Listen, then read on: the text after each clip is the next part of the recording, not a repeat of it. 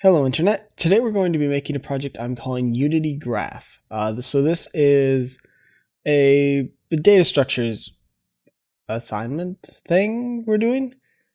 So what I'm thinking is in Asteroids VR and a few other projects, it's become something that I've wanted where I can store data and quickly access it.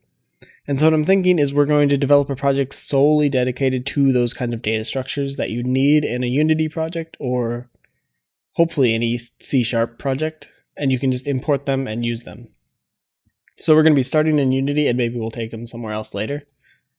So what these are is we're going to be starting with an Octree, and then there's alternatives for 2D like the quad tree, and then there's a few others as well. And depending on what we need, we may expand on that. But so the idea behind an octree is if you have a cube, you can make 8 cubes inside of that cube that take up the same space, but there's 8 of them. And then you can divide each of those cubes into 8 more and so forth. So the actual space the cubes are finally taking up keeps getting smaller and smaller. But what ends up happening is you have a quad tree, or you have a tree structure where you have one cube and you can detect everything inside of that. And then based on the position inside of that cube, you know which other cube they're inside of. And so you can really quickly find the position of something. And then once you have that, you can take it and actually do something with it. So what we're hoping to accomplish is we can take that information and then store something in it and actually reference that in our game. And then it will provide us a really quick way to look things up instead of having to like search over every object. We can run the calculations once, apply them to the quad tree or the octree, and hopefully things work. I don't entirely know how we're going to use it. That's why this is in a totally separate project. But I want to make this generic so that it can be reused because I've needed these a lot and they've all kind of not really worked. So we're gonna see where this ends up. So I already have an octree. It looks like this. It's pretty lame. What we're going to do is this is actually probably just going to wrap our actual octree, which I will create there. What are we going to call it?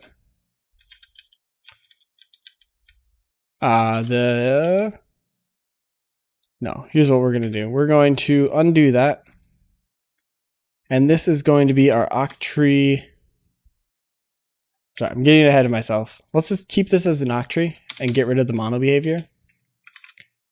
And so this is going to be a generic tree structure that's going to hold some type called T-type.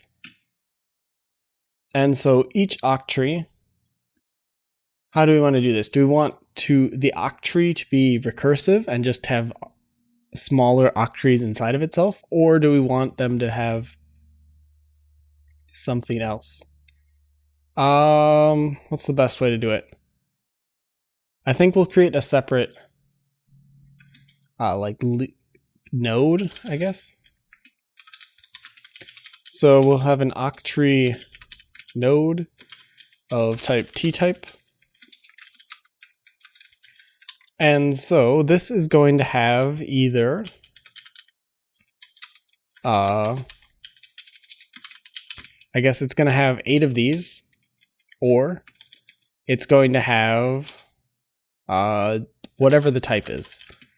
And so if it's a leaf node, which means it's at the bottom layer and there's nothing below it, if it's a leaf, then we're going to give it a type. If it's not, then we're going to have 8 separate nodes underneath it that we're going to reference. So now we have this T-type, and we want to pull something from it. And what do we want to pull from it? We want the value, and then this is going to be subnodes. And then that's pretty much our node. So that is our tree structure. It's just going to be nodes all the way down. And then eventually there will be value types somewhere. But the idea here is we want these values to only exist in the very bottom layer of our Octree. So they won't exist, like if you're at the very top of it, there's no value there because it's just bigger. But actually, yeah, we're going to want this to be an enumerable type. Actually, not going to want it to be an enumerable type. We're going to want it to be a list. And so we're making it a list so we can add and remove things from this. And that's going to be important because when things like, say we have a bunch of like asteroids orbiting a planet using recent developments as an example, but say you have asteroids orbiting a planet. As they move around, they're going to leave certain nodes and enter new ones. And so we want to have a way to track that. And so to do that, we need to be able to add and remove things. And so what an iList is compared to an enumerable is an iList gives you add and remove. So if we just look at this, we're going to get an insert and we're going to get a remove at. And there's some other interfaces. You can see a list is just an extension of an enumerable object. So all an enumerable object can do is simply loop over it. It can get the next node in it, and that's it. So it's really useful for just reading data, but if you want to be able to modify it, it doesn't really work. So that's why we're using a list.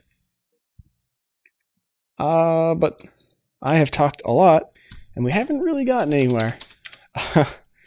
So our Octree itself is going to need a private reference to the Octree node. And the reason we need this is because we need to actually know where it is. More or less, we need to know the root node, which is just going to be the entire size of whatever it is. Now, the next part, the next hard part, is I moved this Octree node inside of our Octree. And the reason I'm doing that is because it'll allow us to hide some of this implementation. We can actually now make this private, and you'll see our Octree can still reference it. So we have a subclass now of an Octree node inside of here. So the only time this is going to ever exist, the only people that are going to know about it is going to be anything inside of our Octree. So only those functions can see it. And so that kind of keeps all these extra types from getting out there. And it's yelling at me because that's never used, but that's fine.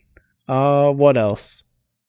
We have our subnodes and our value. For now, I think the best way to do this is probably just with a vector. Like, I don't really want to inject Unity specific types into this because eventually I want to actually pull this entire thing out and have it be just a plugin that you plug into Unity or plug into your whatever game engine it is. So we'll see where this goes. I don't have any idea where it's ending up. But this is sort of the general structure we're looking at. So what we are going to need is we're going to need a depth. So that's going to be however deep our tree can go. And that's going to depend on the objects, I guess.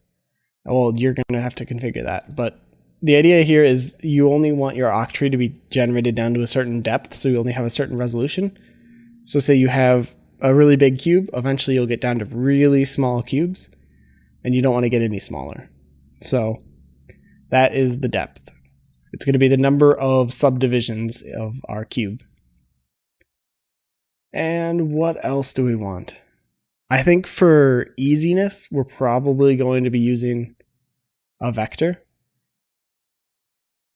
So why don't let's define how that's going to work. So I'll stick it down here. We'll actually have this be a private. So we're going to look up the index, which is going to be a get index of position. So given a position, we want to know where it is. And to do that, this is going to need a vector, which is going to be the position of the node itself. And we're also going to want a float of the size. And so this, we could use a vector 3 here as well, but since it's going to be cubes, the size is going to be identical on all sides. So what the size is going to be is it's going to tell us how wide or how deep or how high our cube is. And then the position is going to actually identify where it actually sits in space. And so with both of those, we know the bounds of it. And really, I don't even know if we need, well, yeah, we need this size just so we can subdivide things. But the position is more important because if we're given this position, and then let's do, how do we want to do this? We'll do lookup position and then a node position. And so how this is going to work is there's two positions. So you've got wherever your cube is, and then you have another point off somewhere. Say it's up here. And so what we're passing in is we're passing in this point first, and then we're also passing in this node position, and then based on that, we know where we need to look in order to actually index into our cube. Which means we can now do this. One other thing I'm going to do is we're going to add an enum like this, and we're going to call it the Octree index. And this is mostly just so I don't get confused, because I will. We're going to call it, where do you want to start? Upper left? Upper left front? And then upper right front and so forth. And so what these are telling us is they're telling us where in our cube, or which subdivision of our cube we're in, and it's going to give us the index. And so this is just going to be a way to name them. In the past, I've done like X, Y, or I forget what the naming convention was. It was bad, and it didn't make any bit of sense to anybody. And that made for a whole bunch of really bad issues maintaining it. So what we're hoping to get here is just a bunch of indexes. So now we have our bottom left front, our bottom right front, and our bottom right back, and our bottom right left back. And so what I've organized it so there's a top layer and the bottom layer, and then they kind of do like a circle around the top. And then this should start at 0, which I believe it already will. Yeah. So that's just done. So now we have our 8 indexes, which we can use to index into this array to actually look things up. And now this is yelling at me because it's never actually returning anything. But that's easy to do now because we can... What's the best way to do this? There really isn't a good way to do it. Actually, is there a good way to do it? I think there is. So this, I'm going to change this a bit. So we're going to have up, left, front be 0, 0, 0. This is going to be 0, 1, 0. You're going to have to stick with me for this because I'm thinking this through way too much, and it's going to cause problems if I screw this up. 0, 1. No, that's wrong. There. So if you can kind of guess, the idea is we're going to do some sort of binary implementation here. This won't work yet, but we can take this and actually make it work. So this bottom is going to be 1, 0, 0. And then I believe it should just repeat the pattern like we had above. And if I did this right, we should get all unique values. And I think we did. Cool. Okay. I'm kind of coming up with this whole solution on the fly. So it's gross for now at least. But so walking through this idea, the solution here is to take all of this, and we now have, instead of having to like solve for exactly which position we're in, we can do 3 checks. We can check if we're above or below, if we're left or right, and if we're in the front or back.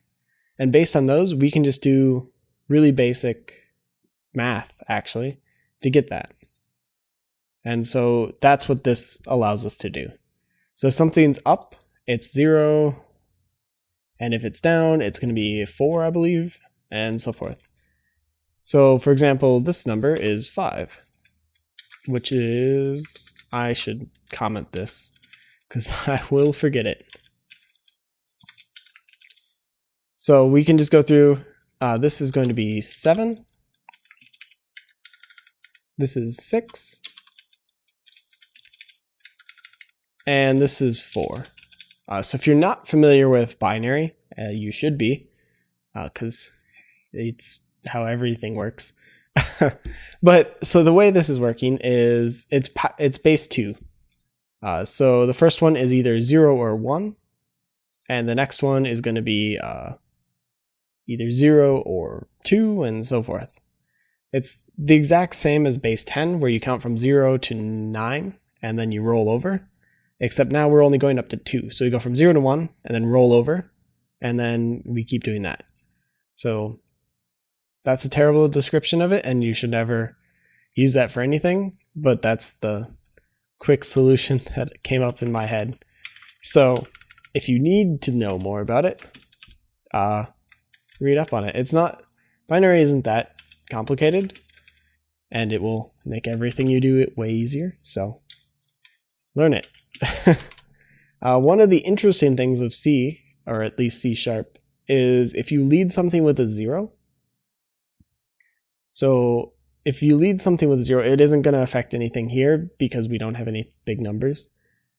But if you lead with zeros, so if we just wanted to like space things out so that they looked good, if you lead with a 0 here, it actually converts that to octal, which is base 8, which is, we're working with octrees and all that, but don't use octal. I don't know why it exists. I think it's for backwards compatibility or something, but it don't use it. It will only confuse everybody you ever work with. So just keep that in mind though. You can't add leading zeros to things because that changes their encoding. So quick example, 0, 9 is not 9, it's something else. And 0, like 100, is not 100, and it's also not 4.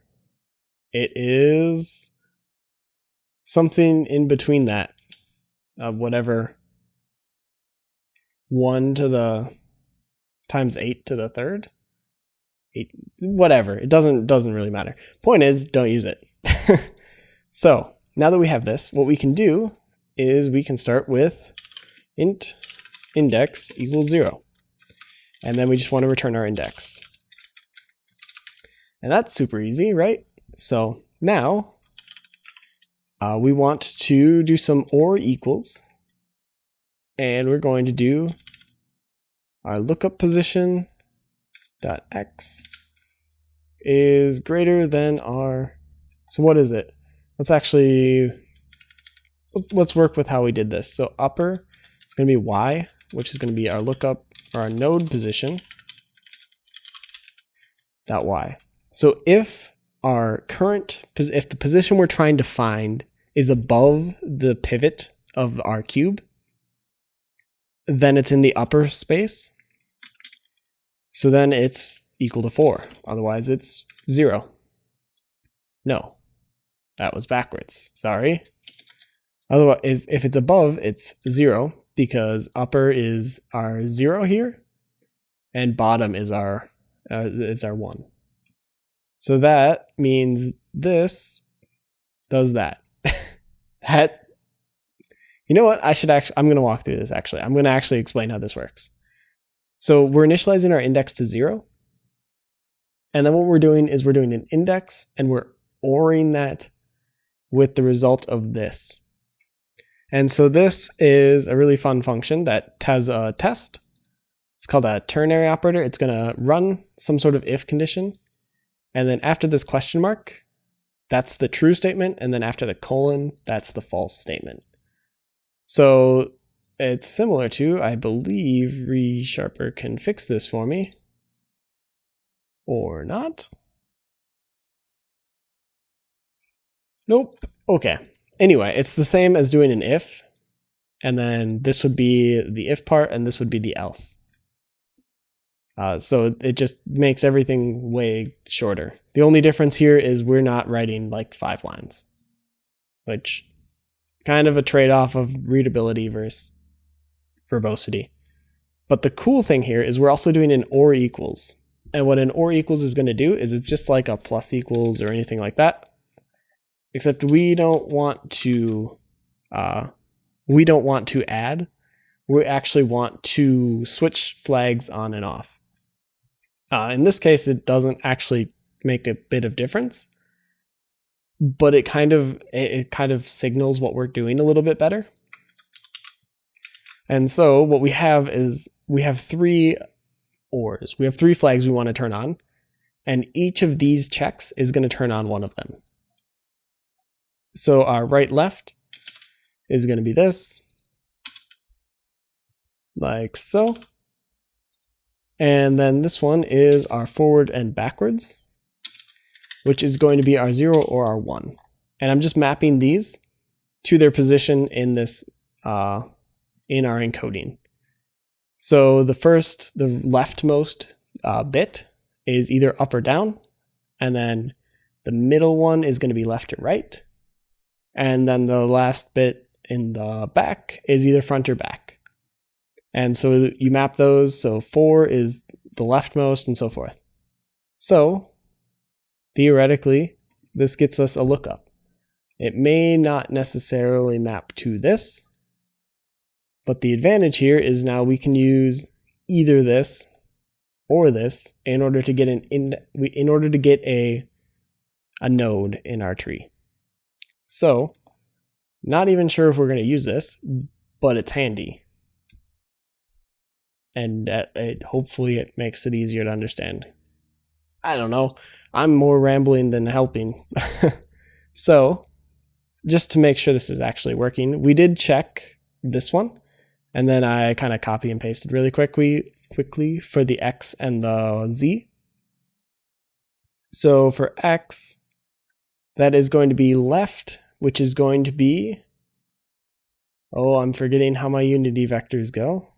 One sec, we can check this. So if we create something, say a cube, why is it outlined? Oh, if you haven't noticed, I'm using Unity 5.5, which was just released.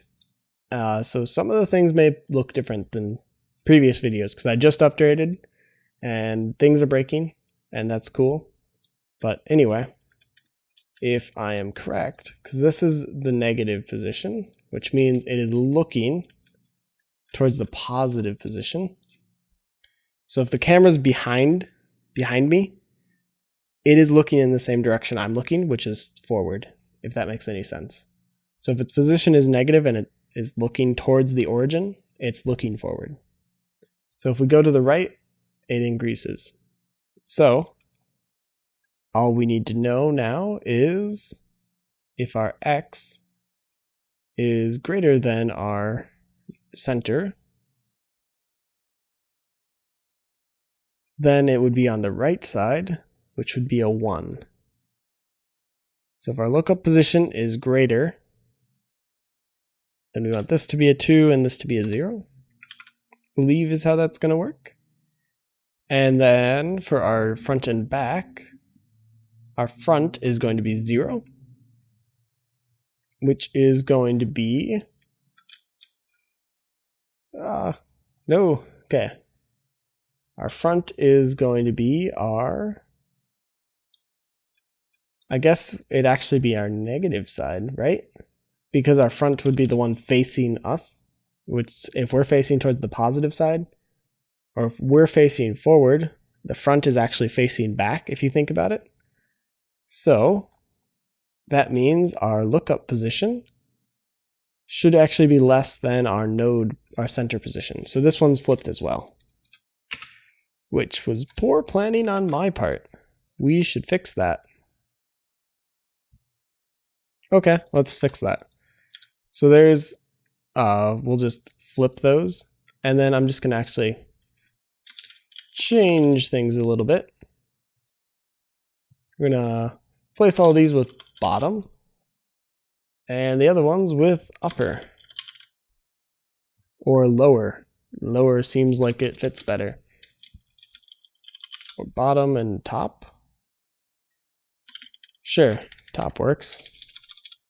Why not? Okay.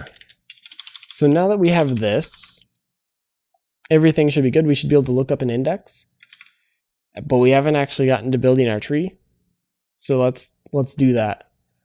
And to do that, we are going to actually need this public Octree. And it's going to have a position, a size, and a depth.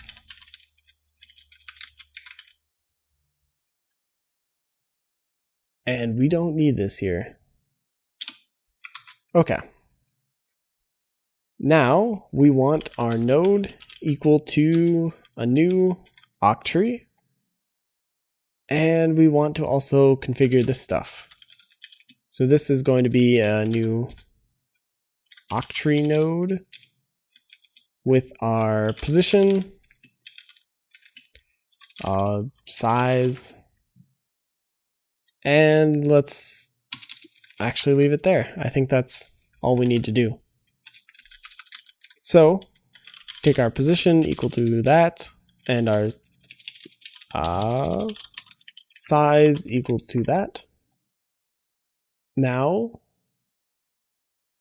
what's the best way to do this? Good question. Let's take our Octree node.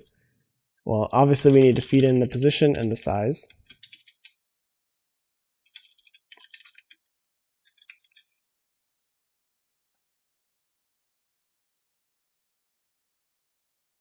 I'm wondering if the best way to do this is we can just create a subdivide function.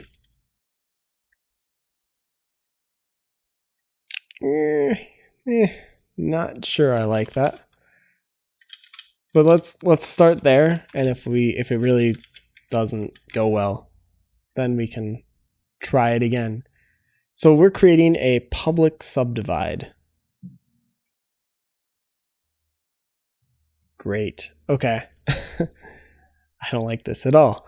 So what this is going to do is it's going to take our subnodes equal to a new Octree, size 8. And then for each of those,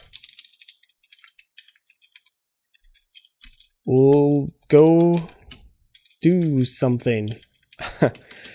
So what it's going to do is we can actually take this 8, do subnodes dot length. But what this is going to do is it's going to just create another layer of nodes. Yeah, I don't really like this at all. But it should work. It just may not be the cleanest thing.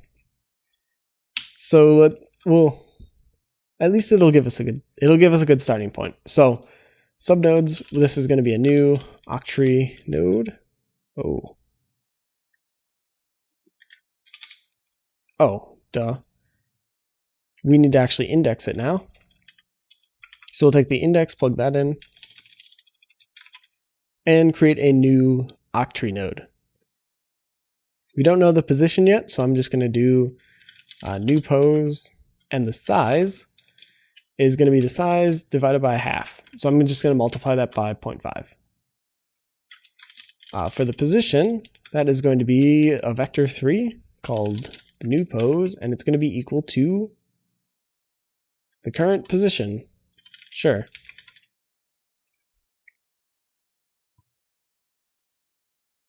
And then, well, what's the best way to do this?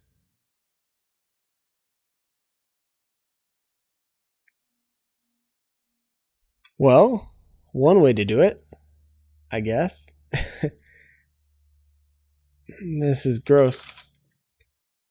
So we already started using bitwise operations. So why stop? Oh no, I don't want to do this. Okay, so this is a bad idea. We're going to do this because this will be fun, more than it will be a good idea. Don't do this. I'm just kind of curious what will happen. So what we can do is we can take the index, we can AND it with 4, which will be our first index in this thing. So, and then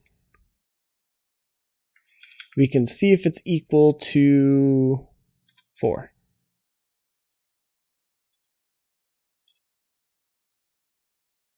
Does that work?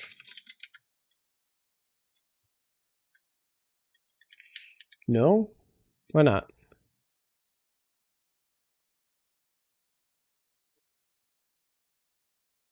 Oh. Order of operations. That's why. So what's happening here is we are taking our index, we are ANDing it with a single point. So effectively what we're doing is, let's say we have a really fun number. Let's do like 101. Now we want to AND it with 100, which is going to be 4. So this is 4. This is 5 for just reference. But what we're taking here is we're actually just ANDing this. So after the AND, the result is just 4. Because it's going to be a bitwise AND. So it's going to go down it's going to evaluate each bit individually. So the initial place is just going to be 0 because 0 and 1, 0. 0 and 0, also 0. But 1 and 1 is 1, which gets us 4. So if we end up with our same, or if there is a 4 in this, then we know that the flag is set for it to be on the top. Otherwise, it's on the bottom. So we can add our new pose.y times the size, and we want to add half of it. I think half. Because we're dividing our cubes in half, and then we want to move them so that they fill the old, what's the word I'm looking for? So they fill the old cube, duh. So to do that, you have to move it so that it's still in the center or still there. Yeah. Actually, is that right now? Now that I think about it, I think it's 0.25. Because you've got the center, half would be to the other side. And then if you moved it a quarter of that, a quarter of the full length is going to get you to 3/4, which is where you want to be. So that works. I hope it works. If it doesn't work, then oops. We'll subtract the size here. And that should be that. It's kind of gross, but we have to do it twice or 2 more times.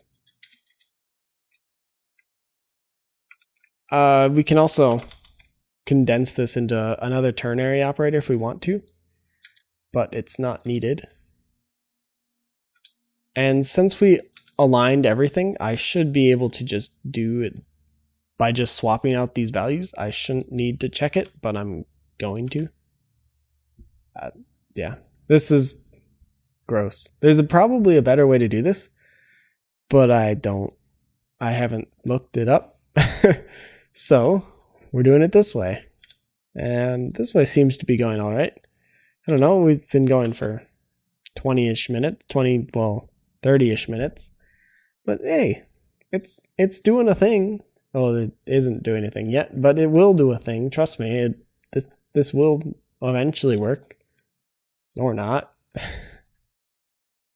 So what's going on here? Encrypt number of arguments. 2 arguments is not the correct number for something that expects 2 arguments. Well, that's interesting. I probably actually need the type. Yep, okay. Why did I not need it? Oh, I did. Okay. I'm losing my mind. It's cool. That's fine. I'm going crazy. Everything's fine. Sure. This is whatever. So what this got us is it allowed us to subdivide an octree, which is pretty much all we needed. But the cool thing is now we can also add public bool is leaf. Yeah. And I think, nope, that should work. So if subnodes is equal to, that's not how you do that, return subnodes equal to null. So if we don't have any subnodes, then we're a leaf. And that's all you need to know. So we are building a thing. We aren't setting the depth yet, and that's got to be fine for now. But we do have functionality that should be able to divide our octree, and theoretically we can just call this recursively and it'll just go. So the next thing to do is to actually do this. But what I'm going to do is, before we cut everything off, I'm going to create an Octree component. And this is actually going to be a Unity object. But what we're going to do is do on draw gizmos, we want to do some fun stuff. This is going to be slow. Really, really slow. But that's fine. We can play with slow stuff. It will just suck. Whatever. So we have an octree. We'll save it there. And we want to create a new one, so I should probably type that. And then we want to pass in the position and the size. So the position is our current position, and the size is the size, and the depth is the depth. I think that sentence made sense. It made sense in my mind, but anyway, got a public depth. So just exposing both of those. And now, bad ideas. A whole bunch of really bad ideas. Yeah. Octree dot. Well, we don't even need to. We gave it a depth already. So let's just have that do its thing. And then let's do color dot. Well, actually,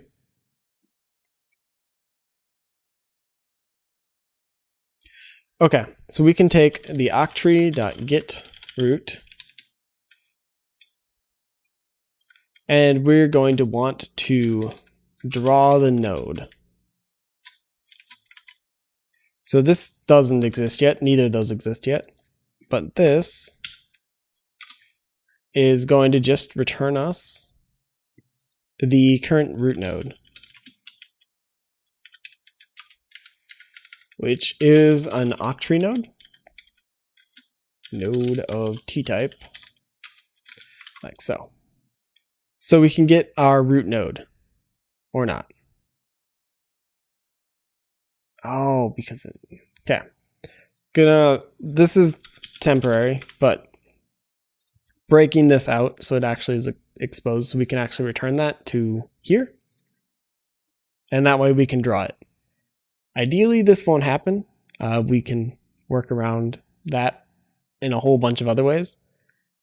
I'm just not there yet, so we're compromising. That's the word I'm going to use because it makes it sound less bad. Okay. So we've got a node we want to draw. That's certainly an interesting way of writing it, but okay. So, given our node, if the node is a leaf node, then we want to do a gizmos.color. Gizmos.color equals a color.green. Sure. Otherwise, there's two things we want to do. We want to set the color equal to like a blue, I guess. Why not? But we also want to, for each subnode in the node dot nodes. Sure. This is going to be a really long video. Or I'll just actually do it right. Okay. So this nodes is going to return in the nodes.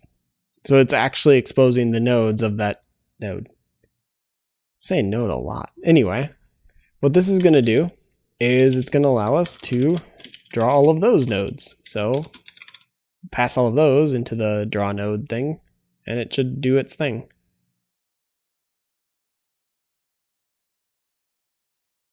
Or not.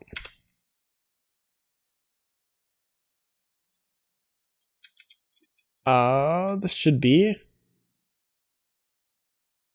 Why did it do all of that when it could have just done this? Okay, it's being weird. We're gonna do an Octree node of T-type, and it's an enumerable object. So we don't need a setter, we just need a getter, and I can just return the subnodes instead of whatever the heck it was trying to build for me. So now that we've got that, this will just recursively draw everything. It'll draw the node and then it'll draw everything underneath it. The issue is it doesn't actually draw anything yet, but we can fix that really easily with a wire cube. And to do that, we just take the net BIOS is leaf. No, we don't take that. We take the node dot position, and we take a new vector. Oh, that's not right. Take a vector3.1 and multiply it by the node dot size, which isn't the right way to do that at all, but what the hell. Let's do it anyway. And it keeps generating all of these really fun things that I don't need. But that's alright. I'll forgive it. Yeah. Next, we've got the size. And was that it? No, we wanted the position as well. So if I set up the position to return, now that should all work, and we should actually draw a wire cube, which fairly straightforward. The reason this is going to be slow is because we are recreating this entire Octree every single frame, which is stupid. But why not? Well, it's what we're going to do. Mostly because it's just this way we can get it done. It will probably run poorly at best, so the depth will have to be small, but it should work. So with that in mind, I'm actually going to default the depth to like 2, just so we know it works. And the size to like 5. Then here, we'll just do a node.subdivide. So I'm not even actually going to read in the depth yet because we haven't gotten that far and it's starting to run long. So let's actually get it working and then we can do a bunch of other fun stuff. So let's create a little empty object here and chuck that there. And then let's throw on our Octree component. And hey, we're actually getting green cubes. It works. Cool. I didn't break everything. So the cool thing is we can actually resize this, and it's actually not running as slow as I anticipated. But so this is one subdivision of our Octree. What we can do is, before I leave this, is we can do node subdivide. Let's actually pass it a parameter. Whoa, that wasn't right. So what this can do is we are now subdividing this object like so. Then if our index or our depth is less than if the depth is less than that, then we can do something else. So if the depth is less than or equal to 0, it's greater than 0, that's what we wanted. Then we want to actually break this thing into a bunch of pieces. Or we want to actually recursively subdivide this, which we can do by just doing I and subdivide depth -1. So that didn't work. Why didn't that work? Because I used the wrong brackets. Okay, so recursive function that is going to create a node, and then if the depth is not 0 or is greater than 0, then it's going to call it again and again and again and again until it reaches 0. And this is going to slowly decrement it until it's below that. So theoretically, we should get that. So it actually works now. And we get sort of a bunch of cubes. One last issue is you can't really tell. Oh, I didn't mean to do that. Sorry. I dragged it the wrong way. And now I set the depth to like 5 million or something crazy. Oops. This is the part where the poor performance comes in. We're going to fix that, but we didn't yet. So I crashed Unity. That's cool. My bad. But it works. I was going to make the things transparent so you could actually see that there was a nesting instead of it just getting like looking like it was just everything kind of organized into a grid. It's not. It's organized into a structure, so all of the cubes are inside of each other. Have identical structure inside of them, which is more memory intensive. It's going to take more memory and obviously a lot more work to get it to work. But the advantage of this is that instead of having to search through an entire grid to find something, we only have to do 3 checks to detect if something is left, right, or up or down, or front or back from something. And we can just do that recursively, and it actually cuts down our time from like n times to significantly smaller, like way smaller. So hopefully this was interesting. It ran longer than I had anticipated, but hopefully it had some good, fun, interesting information. Hopefully I didn't screw it up too bad.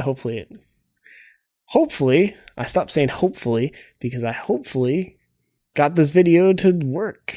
Anyway, what was I even saying anymore? I got really distracted because I kept saying that stupid word. Anyway, hope to see you guys in the next video.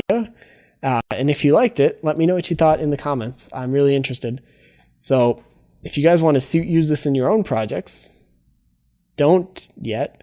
But the source will be in a link in the description, so you guys can check that out. It'll be on GitHub, probably as a gist for now. And I'll probably be spinning up a full project for this, so we can add other things. The obvious one is a quad tree, which is the same concept. It's still a subdivision of cubes, except it's in 2D, so it's all flattened onto a plane. So there's only 4 instead of 8. So hopefully, that word. Anyway, I'll see you guys in the next video, and I hope you guys liked it. So, till next time, see you, Internet.